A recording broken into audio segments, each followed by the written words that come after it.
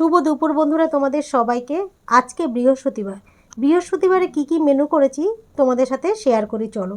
তো প্রথমে জল নিলাম, তারপরে গরম গরম এক বাটি খুব সুন্দর করে সাজিয়ে গুছিয়ে ভাত নিলাম, তারপরে নুন নিয়েছি, আর করেছিলাম উচ্ছে আলু ভাজা। উচ্ছে আলু ভাজার মধ্যে একটু বড়ি দিয়েছিলাম, ভালোই লেগেছিলো।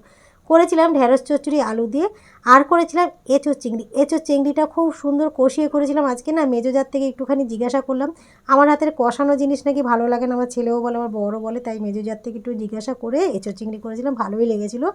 আর একটু এঁচোড় চিংড়ি খাবো তো, একটু পেঁয়াজ হলে ভালোই লাগে, পেঁয়াজ নিলাম। যা যা যা হয়ে গেল,